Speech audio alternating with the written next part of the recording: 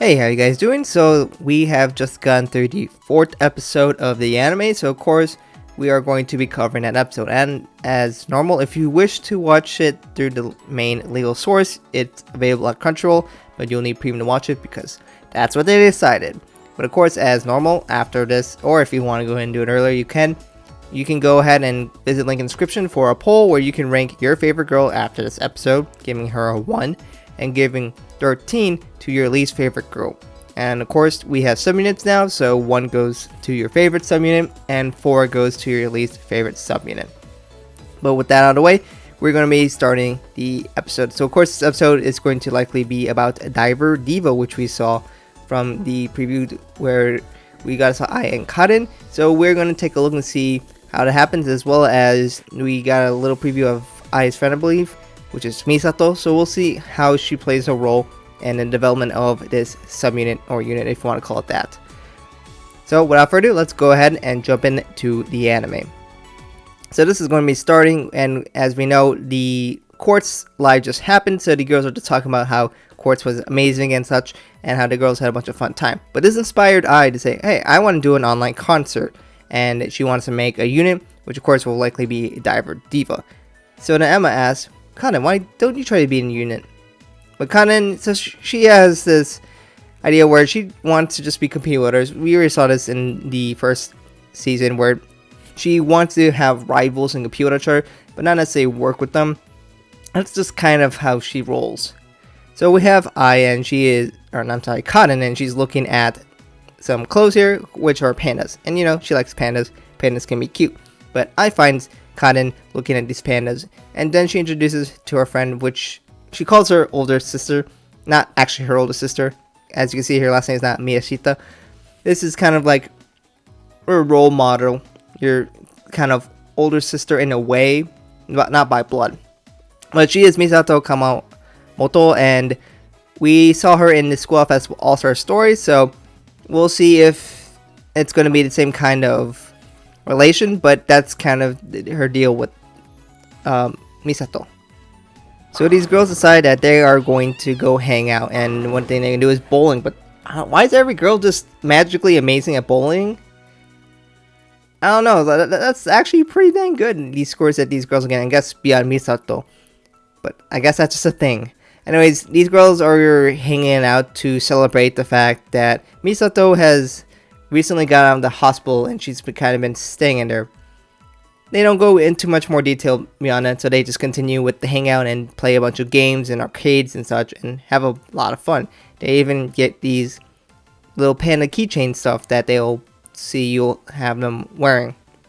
But towards the end of the hangout, Karen gets to talk about Misato and trying to learn a little bit more about her. As we get to see in the monja shop, as her family runs one, so she's really good at making monjas. But Ai is excited to talk about that she's going to have an online performance, and this online performance is going to be also for her friend here. Ai talks about how she used to be a crybaby, but Misato helped her become a better person and inspired to become an idol. Meanwhile, we have that in the student council office, we see that Shiriko is going to be managing both the School Festival as well as this cultural fair. So, cool, and Shiriko says she's happy to do it, so we'll have to see what that means in the future. We're going to go back, and Kanen notices that Misato is taking a look at this book. This book is Everyday English, 1000 phrases you can use every day. So it looks like she's interested in learning English, probably trying to go overseas. And that's when Misato tells her that she wanted to do this. But Kanen is noticing that Misato is kind of down, and she's wondering why is that the case. And she says, you don't have to be down. So Ai, ever so observant, does pick up on the fact that her friend isn't really behaving normally. She was always happy and smiling. So she decides to go talk to her friend. But Kanen's like, are you sure that's what Misato wants? But Ai's like, I don't know, I'll go anyways. And then she talks to her and realizes, wait, is this my fault? So Misato goes and explains how she was always kind of stuck in bed, and she used to have her friends, but over time they kind of just disappeared. But I came over and was trying to always cheer her up. So I just wanted to pause here because we get to see kind of a baby eye here, which I'm liking to see the fact that we get to see a lot of the younger Niji girls here. So that's honestly pretty cute. But getting back to it, we get to see that Misato kind of has a problem here, and that, you know, she feels like she has nothing left, especially because she was stuck in bed for such a long time. And to my understanding of her problems here is that, you know, since she was stuck in there for so long, as you can see, I grew up a lot. She used to be really young, and now she's also in high school. So over time, people probably just forgot about her. They moved on from her. She's no longer friends, and there's her, Misato, just chilling in bed, doing nothing, not growing, not getting any new hobbies, not making new friends, and just kind of being stagnant. And seeing people like I, who's always trying to do everything for her, makes her feel almost kind of like useless or non-existent. And I feel like that's kind of her situation here. At least that's my interpretation. So I feels like that she is kind of the problem here, and that now she doesn't feel like she deserves to be an idol because she wanted to be an idol for her, but she ends up hurting the one that she wanted to help the most. So she felt like maybe I should just quit. So instead, Kaden tries to emotionally prod her by saying, "Oh, okay, you can quit. I'll just steal your fans, and I'll make even Misato my fan." So Ai's like, "Well, you can't do that." And I guess she quickly gets over her struggles and decides that she won't quit instead, and that she will shine brightly like a sun anyways. And then past that, she wants Kaden to perform with her, even after she got prodded by. I guess that's a really quick turnaround. Maybe she wasn't really that conflicted by that anyways. So suddenly she's back to being happy again and says, "You know, we're going to perform together, and we're going to sing with the same song." And Kaden's like, "I don't want to do that," but she's going to say, "You know what? We can compete on the same stage even though we're part of the same group." I guess that makes sense. So then they both agree that they're going to be Diver Diva essentially. So then we go and take a look. Of course, we see Misato here. She is going to be ready to watch it online, but also notably looking to the left, remember these girls from season 1, so they're also here. Nothing special about that. But here we get to see that they're going to be performing their special live, and they are officially known as Diver Diva. No explanation why or how, but that's how it is. So then Misato goes ahead and gets ready to watch Diver Diva perform on her phone. So without further ado, let's go ahead and get to Diver Diva's song.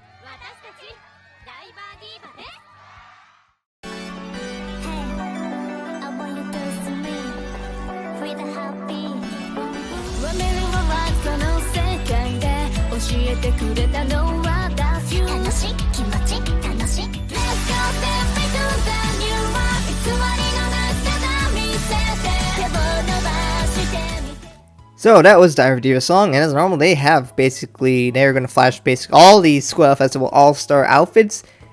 There are a lot, and it's always fun to see a lot of these outfits that I remember seeing in the game.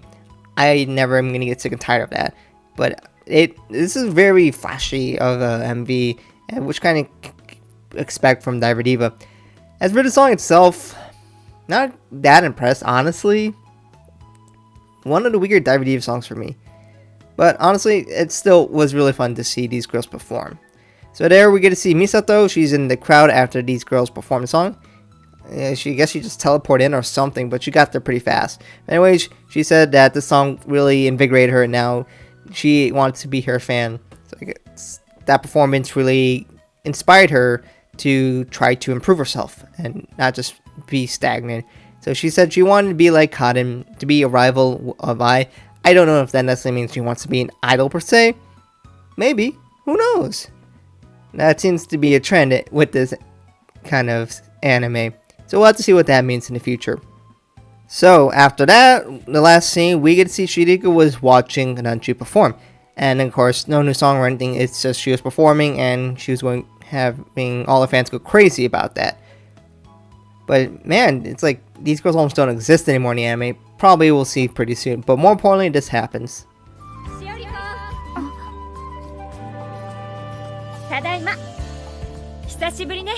So, exactly who is this and why was she talking to Shiriko?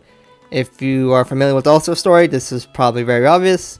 But there's a reason why she was specifically calling out to Shiriko, and why she might have a little bit of resemblance to her. Because that is her oldest sister, Kaoruko. As to why she's here, I only have guesses because, she did show up in the All-Star story, but I'll talk about that later in my guesses. But basically, she sees her and it's like, oh, that's interesting. And then past that, last thing we have is Shizuku with the dog Ophelia on the ground. I just want to show because of the dog. And she is thinking about something. So we'll have to see what that means. And of course, last but not least, we had the preview. Dreamland is now open. So what does that exactly mean? So of course, this is a call out to Asuna. Dreamland Dreamworld is their first single. So of course, it's going to be another episode for a subunit or unit. This one being for Asuna. And they'll probably have a song. And then I guess we might shift into more of the developments that we saw with Shireko and Kaoruko. Of course, I expect to see some development, but nothing crazy major. But then we'll have to see what that goes into. But let's think about what specifically might happen in episode 5 with Asuna. We saw Shizuko think about something that's probably going to be something but Asuna. Of course, Setsuna's going to get involved, and Ayumu is going to get involved. I'm curious to see what this face means at this moment. Of course, she is blushing. Is this got to do something with Setsuna or you doing something? Maybe. I don't know if we're going to necessarily see Yandere Ayumu again, because that was damaging to her image, let's say. But I am curious to see what specifically this is referring to and how they're going to handle it. But I don't know, maybe it has something to do with the subunits, but I expect to probably see a subunit song at the end with Asuna. Past that, we of course go back to Kaoruko. If you're curious to see what might happen, of course what happened in the All-Star story was Kaoruko came back as a student teacher. She of course is in college, so she doesn't actually attend this school. So as she came back as a student teacher to help teach, but she also wanted help with the idols, so I'm guessing she might want to help with the school idol festival that's going to be happening, the second one. And the way she played a major role in the story is that she was kind of very strict and demanding of Shiriko, and that kind of got Shiriko kind of mad, because as an older sister, she older sisters and older siblings often can be annoying, and that's what was the case for Shiriko. She got really annoyed as Kaoruko was demanding a lot of her, looking for perfection and bugging her at every moment essentially possible. So we'll have to see, because this might mean that maybe probably more like towards episode 6, this is what's going to be more of the storyline, is that Kaoruko is probably going to try to trigger something from Shiriko, and we might start seeing Shiriko songs there, and after that eventually Rebirth. So that looks like past the subunit arc that's what's going to be. At least that's my guess. We don't know if this is necessarily going to be true or not, if there's going to be something different. I'm going to imagine she's going to talk something about that, and we'll see how Shiriko reacts to that. And then, of course, this might also lead to Nanju as well, but we'll have to take a look and see in the future.